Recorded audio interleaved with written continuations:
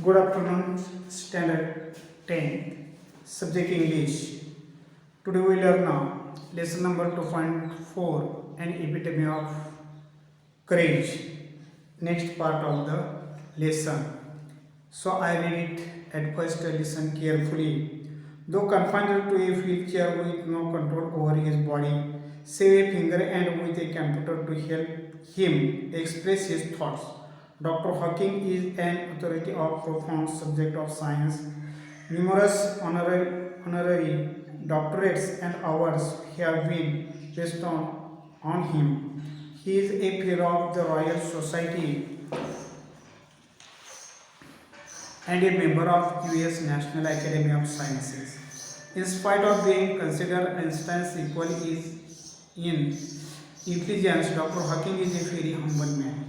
A simple, down-to-earth man, he was authored many books dealing with his awesome ideas, keeping a layman in mind. His writing is full of wit and humor. His style is so lucid that non-scientists can also understand him. His book, A Brief History of Time, is one of the best-selling books of our times. On being asked how he felt about having the grateful Dr. Hawking, the quintessence of optimism and hope, says not very different from the rest. I try and live as normal a life as possible and not think about my condition or regret the things it prevents me from doing, which are not many. Dr. Hawking firmly believes that in the next millennium, science will discover the core secret of the universe, its origin, its history, and maybe even predict its ultimate demise. Like Dr. Hawking, there are many people who display exemplary courage in their lives. Let us salute all those brave people who, in spite of being disabled, strive to their best. So, listen carefully. Though confined to a wheelchair with no control over his body, say a finger and with a computer to help express his thoughts.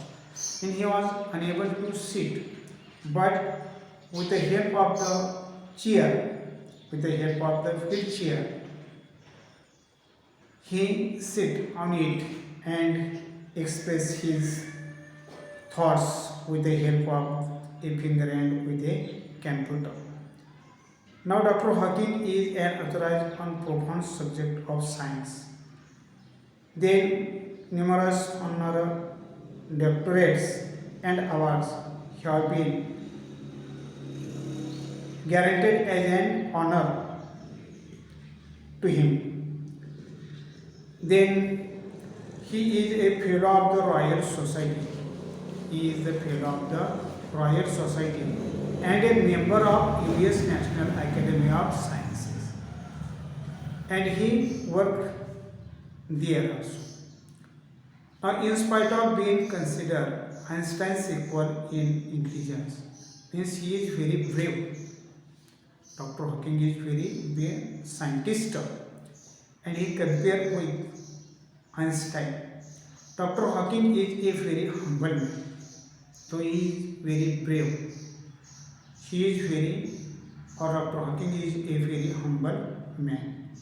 A simple, down to earth man, and he has authored many books dealing with his awesome thoughts, ideas, keeping a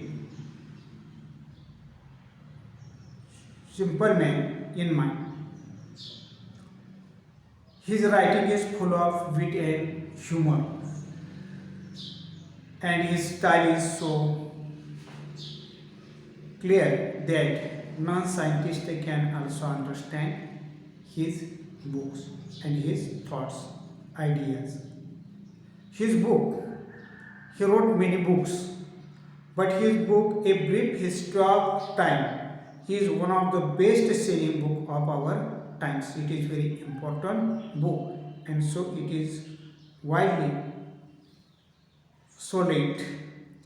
On being asked how he feels about having the dreadful illness, Dr. Hakim, the a perfect example of state of having positive belief and hope. And he says, not very different from the rest, not very different from the rest. I try and lead as normal a life as possible and not think about my condition or regret the things it prevents me from doing so which are not me.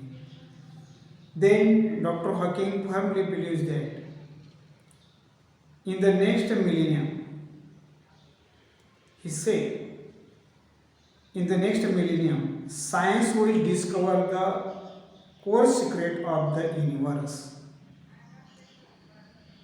its origin, its history, and maybe even predicate its ultimate demise. Then Dr. Hawking, like Dr. Hawking, there are many people who display exemplary courage in their lives. They showed their courage in their lives, and now let us salute all these brave people. They are very brave people, and so we let us salute all those brave people who, in spite of being disabled, strive to do their best. Try to do their best.